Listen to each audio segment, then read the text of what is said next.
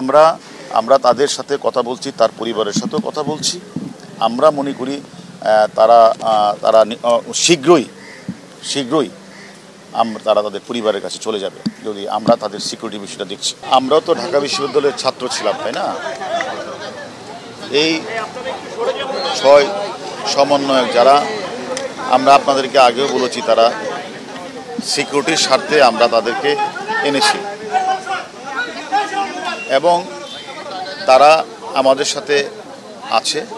আপনারা জানেন এই সমন্বয়কারীকে ঘিরে অনেক গুজব চলছে এবং আমরাও তাদের পরিবারের সাথে কথা বলেছিলাম। তাদের পরিবার এবং তারা যে কথা বলা, সেখানেও তারা যখন ইনসিকিউরিটির কথা বলছিল যে আমরা নিরাপত্তাহীনতায় ভুগছি, সেই নিরাপত্তাহীনতার কারণেই মূলত তাদেরকে আমাদের কাছে আনা। এবং আপনারা জানেন তারা এখনও পর্যন্ত সুস্থ আছে। আমি আপনাদের গতকালও বলছিলাম যে তার পরিবারের কাছে আপনারা মেসেজটা দেওয়ার জন্য যে তারা আমাদের কাছে ভালো আছে, সুস্থ আছে। এবং তার ধারাবাহিকতা তাদের পরিবারে কিন্তু গতকাল রাতেও এসেছে, আজকেও কিন্তু তার পরিবারের লোকজন তাদের সাথে কথা বলেছে এবং তার পরিবারের লোকজন অলরেডি বলেছেনও যে তারা কী পর্যায়ে আছে, কী ব্যাপারে আছে। আমি মনে করি যে আসলে রাষ্ট্রের, আমরা একজন পুলিশ সদস্য কর্মরত হিসাবে আমরা মনে করি কোনো ব্যক্তি কেউ যদি আসলে ইনসিকিউর ফিল করে আমাদের কাছে সে বিষয়টা আসে, তা আমাদের দায়িত্বের মধ্যেই পড়ে তাদেরকে বিষয়টা দেখভাল করা। আমরা সেই হিসেবে তাদের সিকিউরিটির পারপাসটার কারণেই আমরা মূলত তাদেরকে আমরা দেখভাল করছি এবং তারা অলরেডি কিন্তু তারা একটা বিবৃতিও তারা প্রদান করেছে যে তারা যে এই কোটাবিরোধী আন্দোলনকে তারা এখান থেকে তারা এটাকে ঘোষণা করেছে যে তারা আর নাই, এই আন্দোলনে তারা নাই।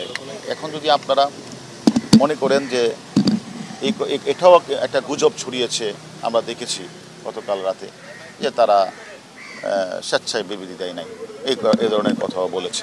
আমার কথা হলো যে আমরা মনে করি যে আমাদের ডিবির যে কার্যালয়, এটা একটা মানুষের একটা আস্থার জায়গা। এখানে কাউকে হেনস্থা করা বা কারো প্রতি অন্যায় আচরণ করা, সেটা ডিবি কখনোই করে না এবং আমি মনে করি ভবিষ্যতেও করবে না। এটা একটা আস্থার জায়গা।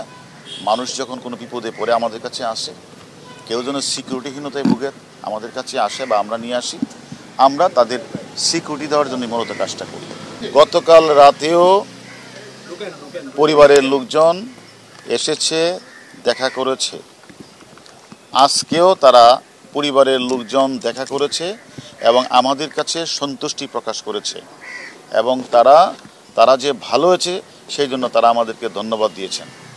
আমরা মনে করি, যেহেতু আপনারা জানেন এই কোটাবিরোধী আন্দোলনটা এই কোমলমতি শিক্ষার্থীরা করেছিল, তাদের ভিতরে ঢুকে একটি গোষ্ঠী জামাত বিএনপি চক্র, তারা ঘোলা পানিতে মাছ শিকার করার জন্য তারা বিভিন্ন ধরনের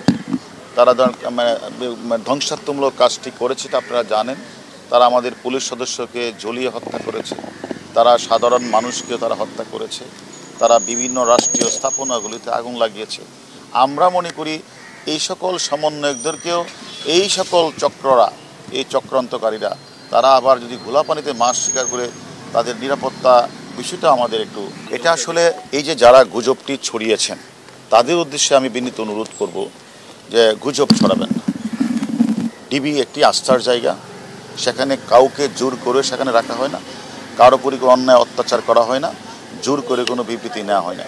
আমি মনে করি তারা রিয়েলাইজ করেছে যে তারা আমাদের কাছে লিখিতভাবে বলেছে যে সরকার তাদের যে দাবি পুরাটাই সরকার মেনে নিয়েছে এবং সেই কারণেই তারা তাদের যে আন্দোলন তারা প্রত্যাহার করে নিয়েছে। প্রত্যেকটা মানুষে তার নিয়মতান্ত্রিক আন্দোলন করার অধিকার আছে।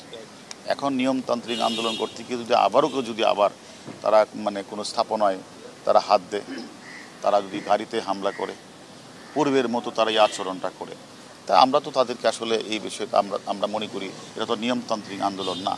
তাহলে তারা ধ্বংসাত্মকমূলক, যারা ধ্বংসাত্মকমূলক কাজটা করবে তাদের তো বাংলাদেশ পুলিশ তো তাদেরকে ছাড় দেবে না, আইনের আওতায় নিয়ে আসবে।